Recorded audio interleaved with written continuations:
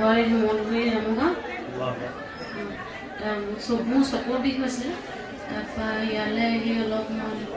ভাল পাইছোঁ এতিয়া এবছৰ চকুৰ বিষ দৰৱ লৈ আছিলোঁ এতিয়া 6 মাহমানলৈকে লৈ আছিলোঁ অপাৰেশ্যন কৰা হ'ল অপাৰেশ্যন কৰি মানে ভাল মানে ডেমেজ হৈ গ'ল বুলি কৈছে ইয়ালৈ আহি এতিয়া অলপ বিষ ভাল পাইছোঁ বিষটো ইয়ালৈ জানুৱাৰীৰ পৰা আহি আছোঁ যোৱাৰ পৰা জানুৱাৰী পিছত এতিয়া অলপ ভাল পাইছোঁ ভাল হৈছে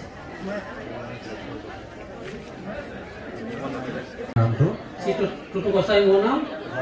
ঘৰ তিতাবৰ লালগুৰি বাৰী মই প্ৰথম আহিছিলোঁ ইয়ালৈ হেৰি হৈছিলে মোৰ হাতখন অজানিতে বিষ হৈছিলে সেই বিষ হওঁতে মানে মই বহুত ডক্টৰক দেখালোঁ যোৰহাটত দেখালোঁ গোলাঘাটত দেখালোঁ তাৰপিছত ডিব্ৰুগড়তো দেখালোঁ ভাল নাপালোঁ লাষ্টত মই ইউটিউবত পালোঁ ইয়ালৈ আহিলোঁ তাৰপিছত প্ৰথম অহাৰ দিনা মই একো নাজানিছিলোঁ তাৰপিছত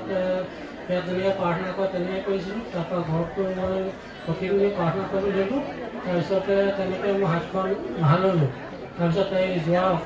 19 চনৰ অক্টোবৰত মই ইয়ালৈ আহিছিলোঁ কিবা সাহিত্য দিব নহ'ল তাতে মই আকৌ ইউটিউবত পাই দেখিলোঁ যে সাহিত্য দিবই লাগে সেয়েহে মই আকৌ ইয়ালৈ আহিলোঁ এতিয়া মই মানে সম্পূৰ্ণ হাতখন সুস্থ তাৰপিছত আৰু এটা কথা কওঁ মোৰ এই ল'ৰাটো এই জ্বৰ হৈছিলে জ্বৰ হওঁতে মানে এতিয়া প্ৰায় একেবাৰে দুৰ্বল হৈ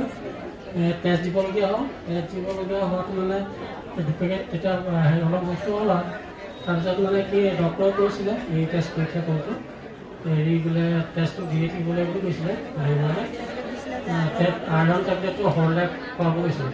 তাৰপৰা হৰলেক খোৱালে তাৰপৰা খোৱালোঁ মানে কেইমাহমান খোৱাৰ পিছত মই টেষ্ট কৰালোঁ টেষ্ট কৰোঁতে মই হেৰিটো ঠিকেই পালোঁ অকণমান কমিছে আৰু ধৰক এই টেষ্টৰ হিমোগ্ল'বিনটো তাৰপিছত আৰু লাষ্টত মানে টেবলেট চেবলেট খোৱাবলৈ বাদ দিলোঁ প্ৰভু যিছু নামতে তাৰপৰা সেই তেতিয়াৰ পৰা মই আজিলৈকে টেষ্টটো কৰা নাই টেবলেটো খোৱা নাই এতিয়া বৰ্তমান সুস্থ ইয়ালৈ কেইবাৰ আহিলে ইয়ালৈ এই 3বাৰ হৈছে প্ৰথমবাৰ মই অকলে আহিছিলোঁ তাত ছেকেণ্ডবাৰ মই পৰিয়াল লৈ আহিছিলোঁ লাষ্টবাৰ এতিয়া পৰিয়াল লৈ আহিছোঁ আৰু মোৰ লগত আহিছে দাদা আৰু নবৌ আহিছে মমাইক আহিছে মমীক আহিছে তাৰপিছত আকৌ মানে কি মই কিবা এটা দিম বুলি মানে মনতে ভাবি আছিলোঁ আহোঁতে আহি পোৱা নাছিলোঁ সেয়ে মই টকা 5,000 গুৰুজনৰ ওচৰলৈ আগবঢ়াই দিছোঁ গামোচা টকা 5,000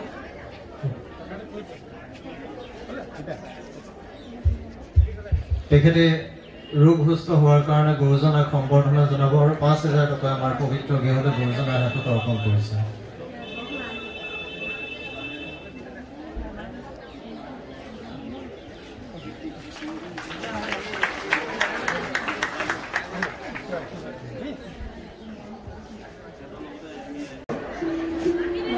শ্ৰীমতী বীণা কোঁৱৰ ঘৰ নাহৰকটীয়া চাচনি কুটুকৰা গাঁও সমস্যা মানে মোৰ গোটেই মানে ডিঙিৰ পৰা ভৰিলৈকে কঁকাল গোটেই মানে অকল